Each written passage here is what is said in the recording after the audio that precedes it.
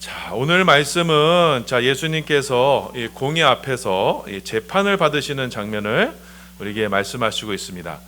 자, 오늘 말씀으로 여러분, 하나님을 대적하는 그 인간의 죄가 더욱 극명하게 드러나게 되는데요. 여러분, 주시는 말씀으로 여러분, 우리가 십자가 앞에서 해결돼야 되는 그 우리의 인간의 죄, 저와 여러분의 죄를 다시 한번 깨달으시고 또 십자가 앞으로 한 발짝 더 가까이 가시는 축복의 시간 되시기를 예수님의 이름으로 소원하며 축원합니다. 자, 우리는 계속적으로 지금 십자가로 끌려가시는 예수님께 대한 말씀을 함께 살펴보고 있습니다. 자, 예수님은 겟세마네 동산에서 그 하나님의 뜻에 순종하여 인간의 죄악의 자리인 그 십자가로 떠밀려 내려가시게 됩니다.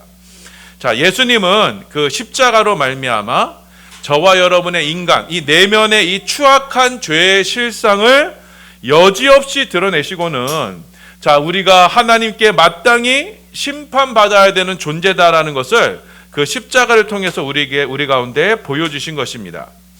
자, 그래서 지난 시간부터 시작되는 그 일련의 사건들에서 우리는 하나님을 대적하는 인간의 죄악에 그 인간의 죄악의 모습에 묵묵히 십자가로 담당하시는 그 예수님의 사랑을 우리가 주목해야 하는 것입니다. 자, 지난 시간에는 예수님은 제자들로부터 배신을 당하시고 버림을 받으셨습니다. 자, 먼저 가룟 유다가요, 예수님을 그 노예의 목숨값인 은 30에 팔아 넘겼습니다. 자, 그가 예수님을 배반하게 된 계기가 이렇습니다. 한 죄 많은 여인이 예수님께 향유 옥합으로 기름 부은 것 때문에 이 가룟 유다가 예수님을 배반하게 됩니다. 자, 이 죄 많은 여인은 예루살렘에서 예수님께서 자신의 죄 때문에 죽게 되실 것을, 그 복음을 깨달았던 것입니다. 그래서 사랑하시는 그 주님 앞에 그가 가시는 마지막 길에 자신의 가장 소중한 것을 깨트려 예수님께 부어드렸습니다. 자, 그렇게 예수님은 한 죄 많은 여인에 의해서 기름 부음 받은 바 되셨고, 이 땅에 기름 부음 받은 그리스도가 되심을 선포되었던 것입니다. 그리고 그 기름 부음은 곧 예수님의 장례를 준비하는 장례 예식이었습니다. 자, 그래서 여러분, 예수님이 기름 부음 받으시는 그리스도라는 그 증거와 예수님이 우리를 위해서 십자가에 죽으시는 그 죽음은 여러분 영적으로 같은 것입니다. 예수님은 십자가에서 우리의 죄를 위해서 죽으시려고 이 땅에 오셨고, 그 십자가에서 예수님은 바로 그리스도이시다라는 것이 증거되는 것입니다. 자, 그런데 여러분, 가룟 유다는 이 십자가 복음을 받아들일 수 없었던 겁니다. 하나님께서 보내신 그리스도가 어찌하여 이 십자가에서 무력하게 죽어야만 하는가? 그건 있을 수 없는 일이다. 우리가 따르고 우리가 기대하며 우리가 소망하는 그 그리스도는 그런 십자가의 나약한 그리스도가 아니다. 그러니 예수가 그리스도일 수가 없다. 자, 그래서 가룟 유다는 십자가의 주님을 가차없이 버리게 된 것입니다. 자, 그래서 이 가룟 유다는 대제사장의 군대를 이끌고 예수님께서 기도하시는 그 겟세마네 동산으로 찾아갔던 것입니다. 그 겟세마네 동산에서 가룟 유다는 예수님께 입을 맞춤으로써 예수님을 대적자들에게 넘겼던 것입니다. 여러분, 이 입을 맞추다라는 의미는 곧 예배하다라는 의미가 담겨 있다고 말씀드렸죠. 자, 그렇게 예수님은 가장 가까운 인간의 배신과 거짓 예배로 예수님은 십자가의 길에 들어서시게 된 것입니다. 하나님을 배반한 그 아담의 선악과의 죄와 또 여러분, 아담의 후손인 그 가인의 거짓된 예배로 말미암아 그 아벨의 피 뿌리는 피의 제물로 지금 예수님께서 십자가로 향하시게 되는 것입니다. 자, 그렇게 예수님은 칼과 몽치를 들고 찾아온 그 대제사장의 군사들에 의해서 예수님은 잡히시게 되었고 곧바로 이 대제사장에 의해서 재판을 받게 되었습니다. 자, 그런데 보시면 예수님께서 받으시는 재판은요, 여러분 정당한 절차에 따라 이루어지지가 않았습니다. 각종 위법으로 재판이 진행됩니다. 자, 먼저는요, 이 대제사장이 군사를 이끌고 예수님을 잡으러 온 것, 그것도 한밤중에 잡으러 온 그 자체가 문제였습니다. 한밤중에, 그것도 대제사장이요, 성전을 관리하는 이 성전 호위병을 아무런 권한 없이 동원하는 것은 잘못된 것입니다. 여러분, 잘못이 있으면 먼저 증인들의 고발이 있어야 하고 그에 따른 재판의 절차가 이루어져야 하는데 이 재판은 그렇지가 못했던 것입니다. 대제사장들은 오직 예수님을 잡아 죽일 목적으로 군사를 불법으로 동원해서 예수님을 체포해 옵니다. 자, 그렇게 대제사장은요, 예수님을 체포한 후에 곧바로 산헤드린 공회를 소집합니다. 이 산헤드린 공회란 무엇이냐면 당시 유대인의 이 최고 기관이었어요. 자, 우리로 치면 국회 같은 곳입니다. 종교 지도자들 70명이 모여서 국가의 이 중대한 사안을 처리하게 되는데, 지금 대제사장은 예수님의 재판을 위해 여러분 동이 트기도 전에 새벽에 산헤드린 공회를 지금 소집한 것입니다. 이건 명백히 불법입니다. 왜냐하면 이 유대 율법 미나시에 의하면 여러분 해 뜨기 전에 산헤드린 공회를 소집하는 것은 안 되는 거였습니다.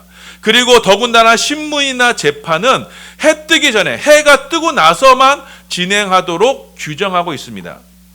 자, 그런데도 이 대제사장은요, 예수님이 붙잡혔다는 소식에 밀란이 일어날까 하여 그 두려움 때문에 그 사람은, 이 대제사장은 법을 어겨가면서 새벽에 불법적으로 이 공회를 소집한 것입니다. 그리고 불법적으로 재판을 진행했던 것입니다. 자, 그런데 예수님은 애초에 죄가 없으신 분이었습니다. 구속을 당하며 재판을 당할 아무런 사유가 없었던 것입니다. 자, 그런데도 대제사장은 아무런 권한 없이 예수님을 체포해 왔고 그때부터 예수님에 대한 죄를 조작하기 시작합니다.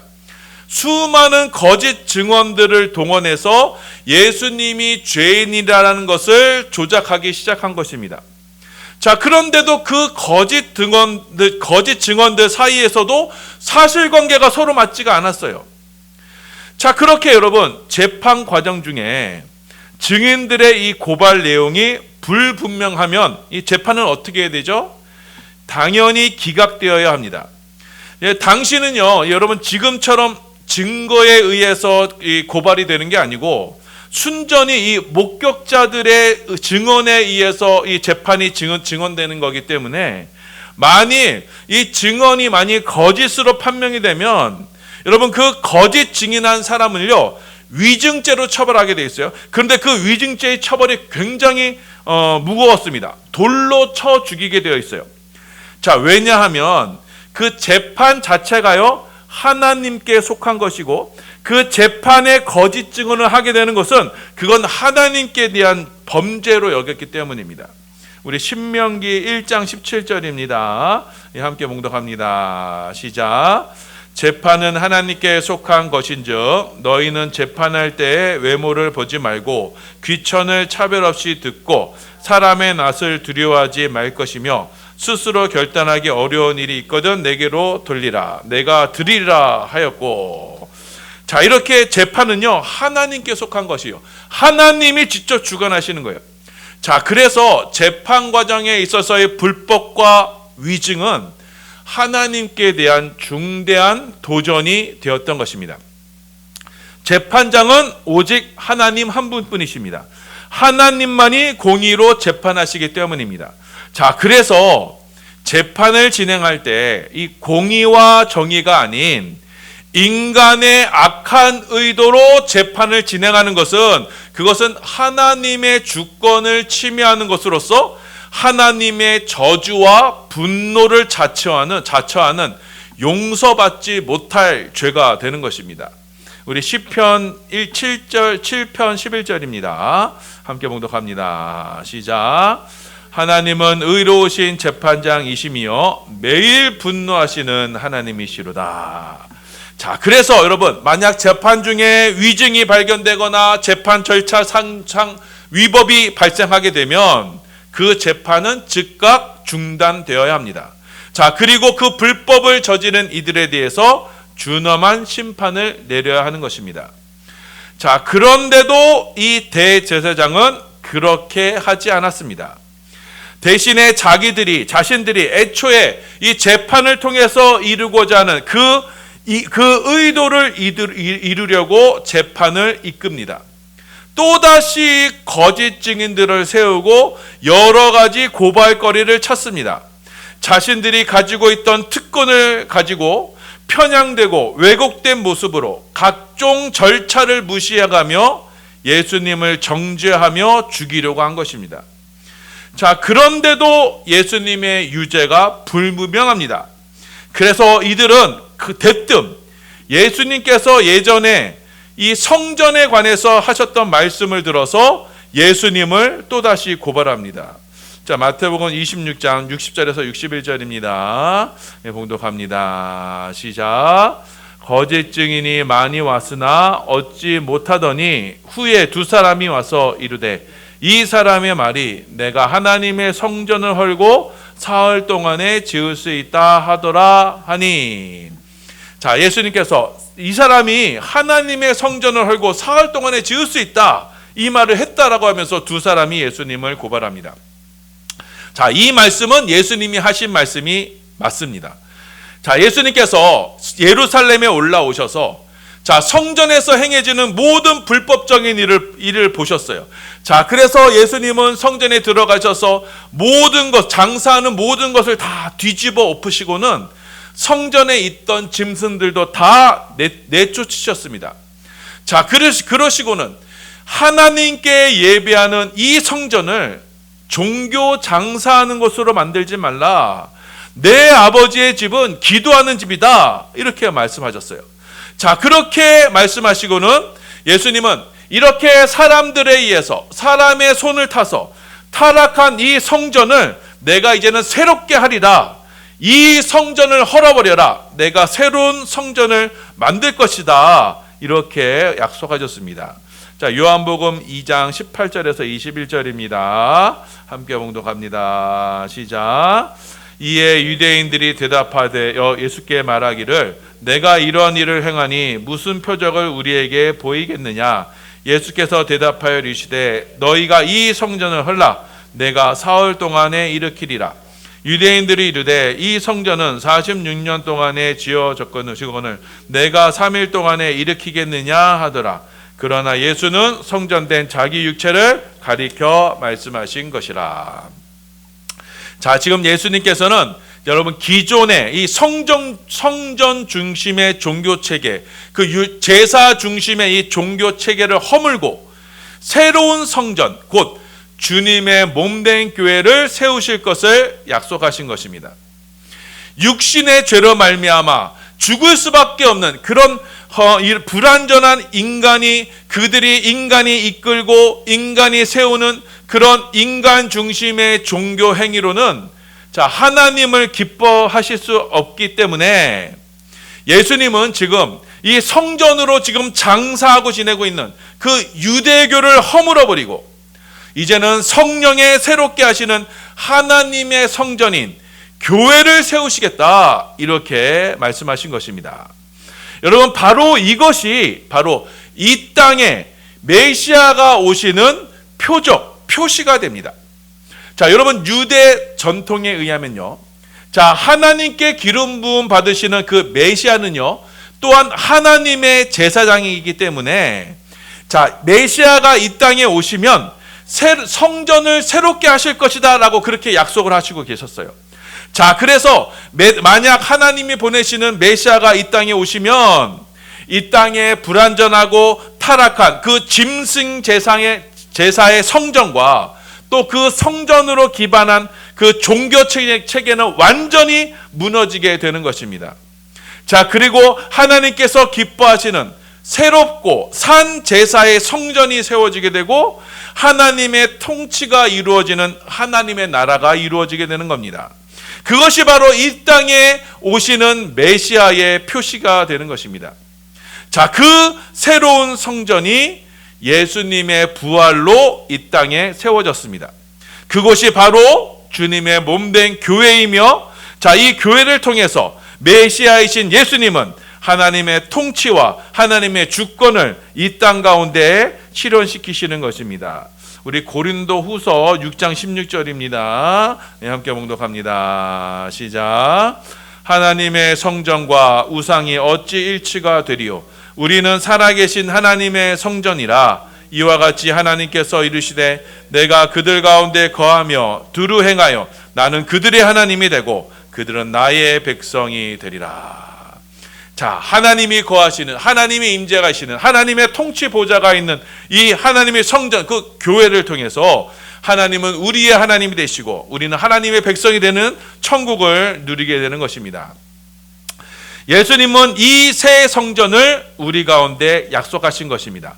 이 약속을 따라서 예수님은 옛 성전인 자신의 몸을 십자가에 내어 주신 것입니다. 십자가에서 옛 성전이 죽고 그리고 부활하심으로 주 성령이 거하시는 새로운 성전이 이 땅에 세워지게 되는 겁니다. 이 표징이 바로 메시아가 이 땅에 오시는 증거입니다. 예수님은 그 율법과 인간의 전통의 그 옛 성전을 이제는 새롭게 하셔서 하나님의 통치와 성령의 임재가 있는 새 성전을 세우실 것을 말씀하신 것입니다. 그런데 여러분, 이 말씀을 들은 대제사장이요, 그 자리에서 발끈을 합니다. 자, 왜냐하면은 성전을 헐어버리라, 그리고 성전을 새롭게 하리라라는 그 말씀 자체가요, 누구에 대한 도전이었냐면 대제사장에 대한 도전이었기 때문이에요. 대제사장의 입장에서는, 자, 예수님의 이 말씀은 자신들의 이 기득권에 도전하는 중대한 도발 행위였기 때문입니다.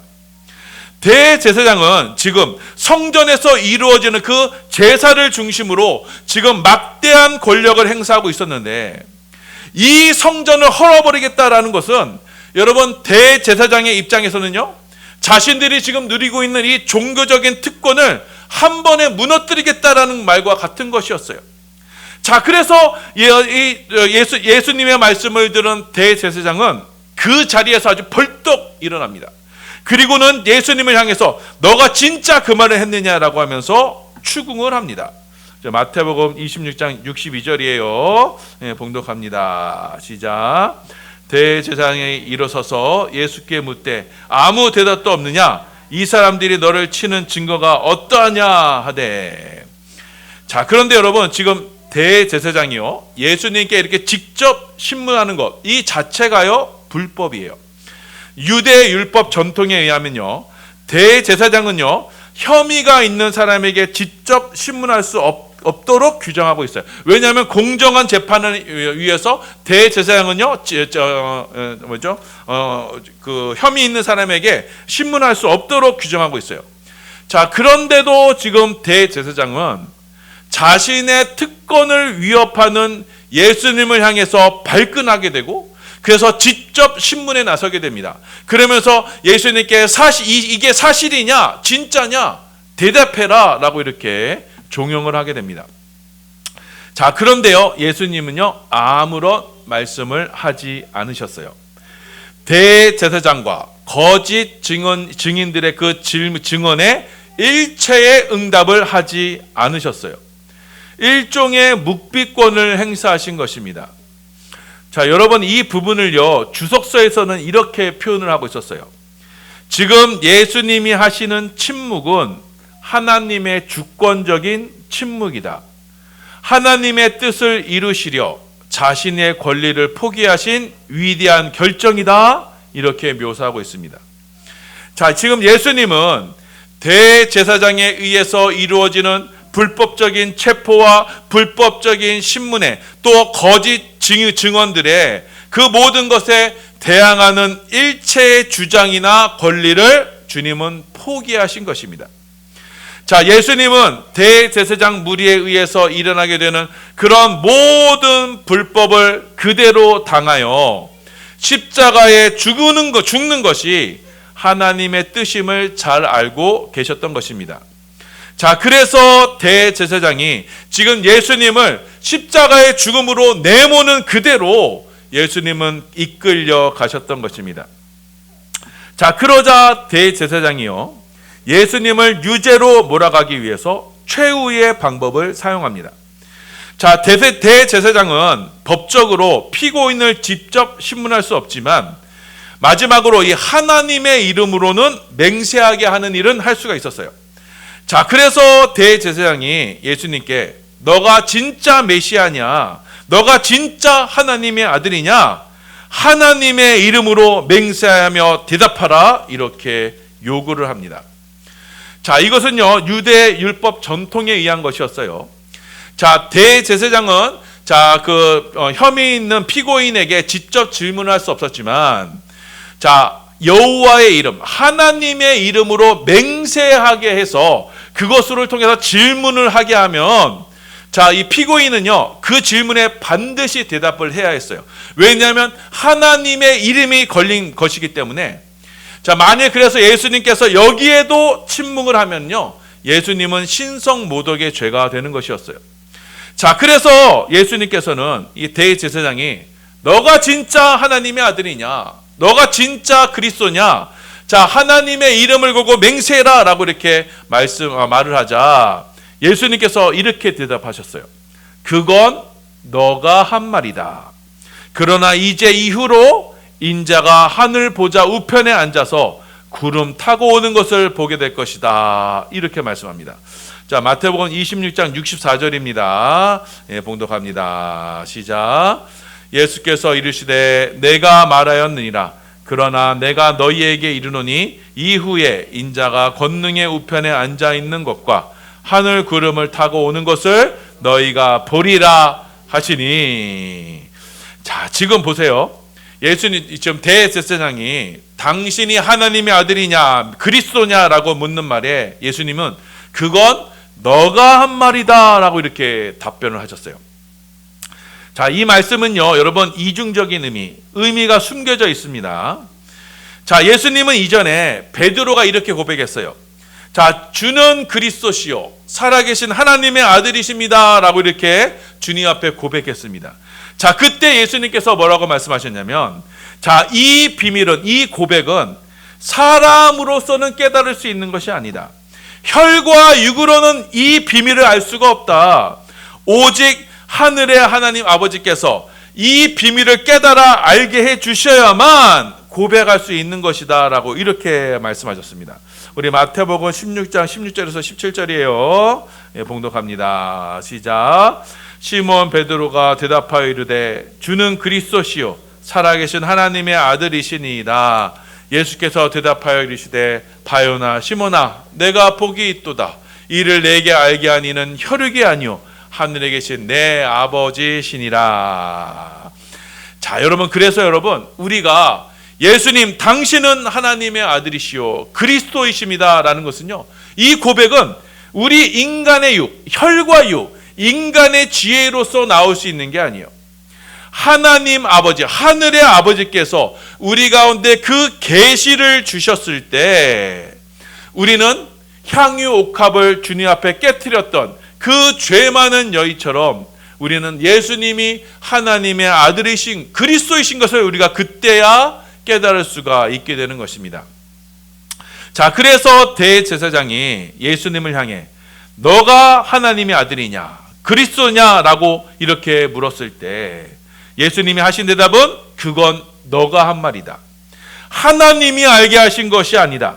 만일 하나님이 알게 하신다면 예수님이 그리스도시요 살아계신 하나님의 아들이심을 알 수 있을 것이다 라는 그런 말씀이었던 것입니다. 자, 그래서 예수님께서 예수님이 하나님의 아들이심을 묻는 그 대제사장을 향해서 그건 하늘의 계시가 아니다. 너의 육신에서 나온 말이다.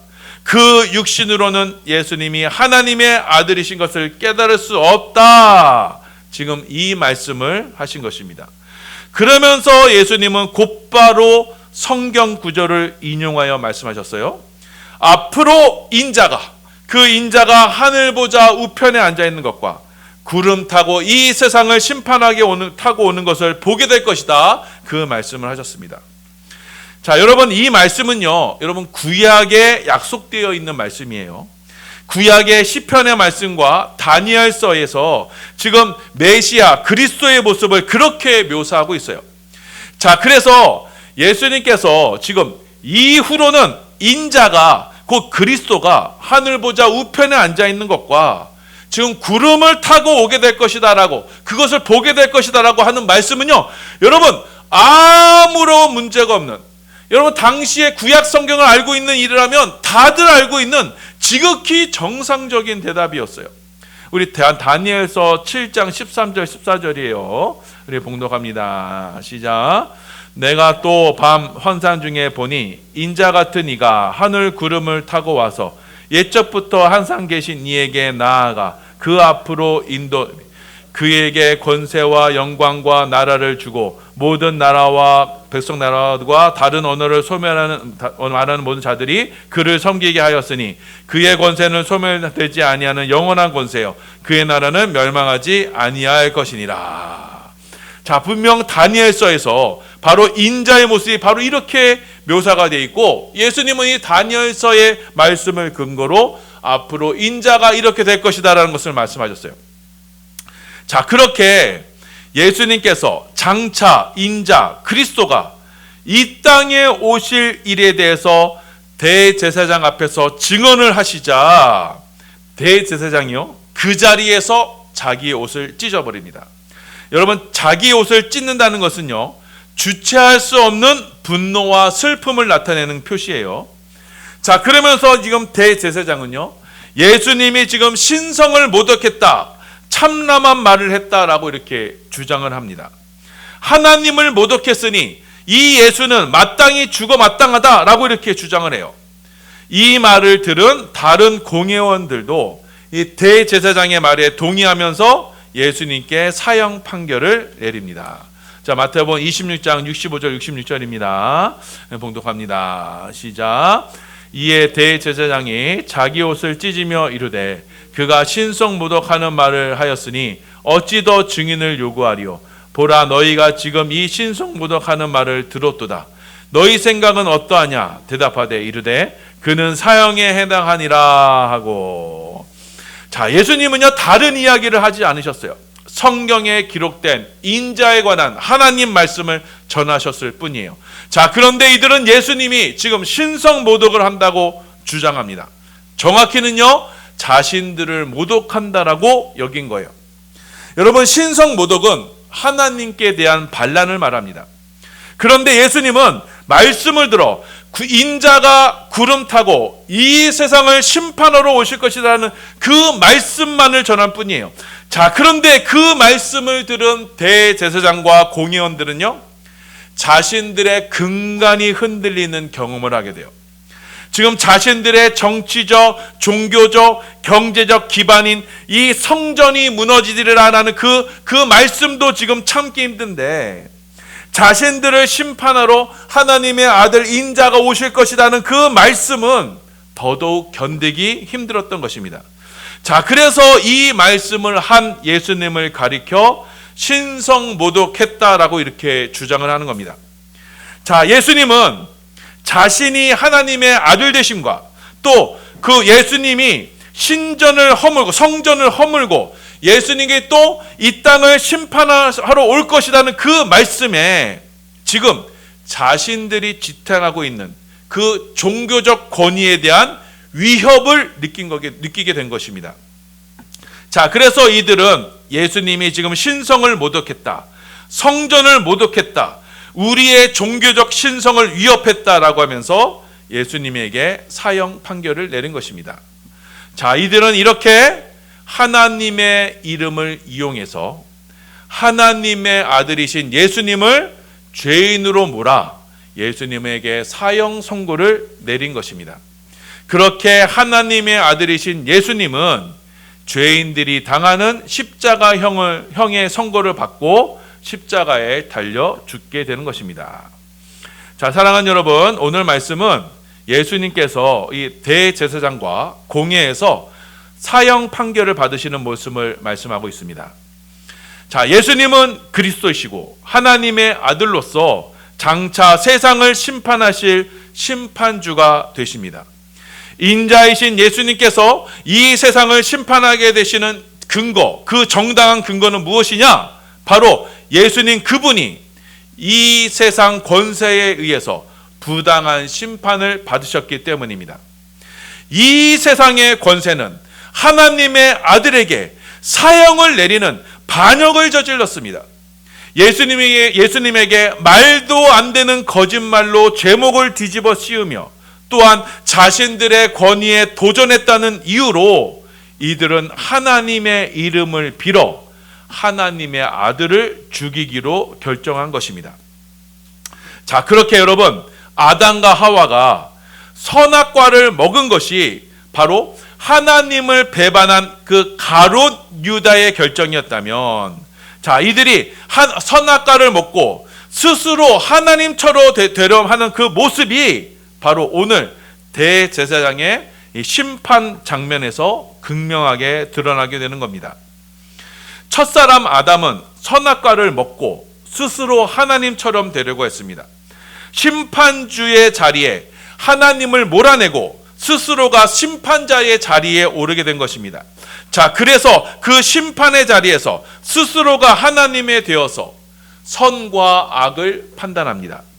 선악의 판단 주체로 자기 자신을 삼은 것입니다. 오늘 말씀에 나오는 대제사장과도 같이, 그래서 이들은 하나님의 아들마저도 심판하려 달려들게 됩니다.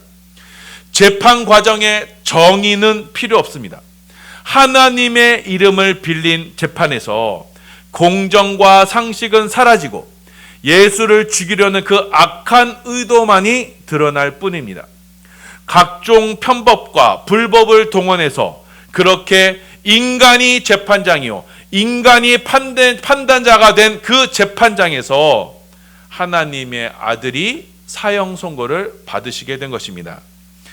자, 여러분, 그렇게 여러분, 인간의 죄악, 인간의 내면의 죄악이 극명하게 드러나는 곳은 지난 시간에 나왔던 하나님을 예배하는 자리고, 또 하나는 오늘 말씀에 나오는 이 재판의 자리입니다.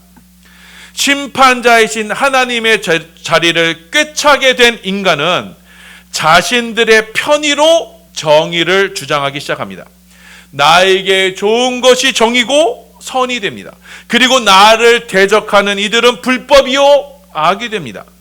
자, 그래서 이 죄인인 인간들은 재판장의 자리에 앉아서 자신들의 기득권에 도전하는 이들을 가차없이 정죄하며 처리합니다. 만일 누군가 나의 권위에 도전하는 이가 있다면 그분이 비록 하나님의 아들이라고 할지라도 이들은 여지없이 사형 판결을 내려버리는 것입니다. 그것이 바로 여러분 십자가인 것입니다. 자, 하나님은 여러분 지금도 이 시간 우리에게 우리의 삶의 근간을 뒤흔드는 그 불방망이와도 같은 성령의 말씀으로 우리에게 말씀하세요. 우리에게 우리의 뿌리부터 찍어내리는 그런 회개를 촉구하세요. 하나님 없이 쌓아왔던 우리의 삶의 가치관들, 내가 옳다고 여기는 그런 사상들, 자기 고집, 내가 추구하는 그 선악의 구조, 그리고 내가 지금 누리고 있는 이 기득권, 하나님은 그 모든 것에 회개를 촉구하며 하나님의 말씀으로 그 모든 것을 뒤흔드세요. 자, 그런데 여러분 안타까운 사실은 무엇이냐? 이 하나님의 말씀에 순종으로 반응하는 이가 없다는 것입니다. 모두가 죄인입니다. 하나님은 우리에게 옛사람의 성전을 허물고 예수로 말미암아 새 성전이 되라라고 말씀하시지만 우리는 여전히요 우리에게 익숙한 옛 성전, 옛사람, 옛사람의 기질, 옛사람의 가치관, 그것을 선택합니다. 그 결과가 뭐예요? 그 결과가 바로 십자가인 것입니다. 십자가는 내 인생에 있어서 내가 심판자가 되려고 하는, 내가 내 인생의 주체요, 내가 선악을 판단하려고 하는 그 인간의 죄성이 하나님을 어떻게 대하는가를 극명하게 보여주는 것이 바로 십자가인 것입니다. 선악과를 먹고 스스로가 하나님이 되어 선악을 판단하는 그 재판장의 자리에 오른 인간은 하나님의 아들을 십자가에 매달아 죽이게 된 것입니다. 자, 그래서 여러분, 십자가는요, 하나님에 대한 인간의 반역의 표징이 바로 십자가예요. 예수님께서는 선악과로 말미암아, 자, 여러분, 하나님 대신에 재판장의 자리에 앉아 있는 그 죄인들인 우리를 향해서 지금도 이렇게 말씀하세요. 누구든지 나를 따라오려거든 자기를 부인하고 자기 십자가를 지고 나를 따르라. 나를 선악의 주체로 세워서 나를 재판장의 자리에 올려놓는 그 지독한 자아 숭배, 자기 우상을 십자가와 함께, 십자가의 예수님과 함께 못 박으라. 내가 세상의 주인이 되어 이 세상을 판단하려고 하는 그 선악과를 십자가에 못 박으라. 그 옛 성전을 헐라. 그때 내가 사흘 만에 일으키리라. 그 약속을 지금 우리 가운데 말씀하시는 것입니다. 선악과의 나의 옛사람이 십자가에서 죽고, 그래서 이제는 내가 주인이 아니오, 내가 판단자가 아니오, 내가 재판관이 아니오, 예수님만이 나의 주인이 되시며 나의 심판자시며 나의 재판관이 되시는 그 십자가의 믿음 안에서 우리는 하나님이 거하시는 새 성전, 교회가 되는 것입니다. 그렇게 교회가 된 우리는 지금 하늘 보좌 우편에 계신 주님을 배웠고, 구름 타고 다시 오시는 그 주님을 고대할 수 있게 되는 것입니다. 만물의 주인 되시는 주님께서 이 세상의 심판자가 되시어 온 세상의 주권을 회복하시는 그날, 그 나라를 바라보며 이 땅을 살아가게 되는 것입니다. 이 믿음의 비밀은요, 여러분, 육신의 대제사장으로는, 옛 성전을 의지하고 있는 이들에게는 절대로 알 수 없는 것입니다. 하늘의 대제사장 되시는 예수님만을 믿고 의지할 때, 그래서 하늘 아버지께서 우리 가운데 깨닫게 하여 주실 때, 우리는 십자가의 주님이 우리의 구원자시요 장차 오실 심판주임을 고백할 수 있게 되는 것입니다. 자, 여러분, 이 말씀을 기억하셔서, 자, 우리 모든 사랑하는 반석의 성도님들은 주님 주시는 이 믿음 안에서, 이 십자가의 믿음 안에서 이 땅을 살아가실 때 이 세상의 기득권, 그 육신의 대제사장을 의지하는 것이 아니요, 선악과의 인간의 죄를 의지하는 것이 아니요, 이제는 십자가의 주님과 함께 나 자신을 부인하고 고난받는 길을 선택하는 주의 성도들 다 되시기를 예수님의 이름으로 소원합니다. 자, 그래서 십자가의 주님과 함께 나의 이 선악과의 육신을 쳐서 복종시킴으로 말미암아 나의 인생에 있어서 오직 하나님만이 나의 주인 되시며 하나님만이 나의 재판장 되신다는 그런 믿음으로 하나님께 인정받는 우리 모든 믿음의 권속들 다 되시기를 소원합니다.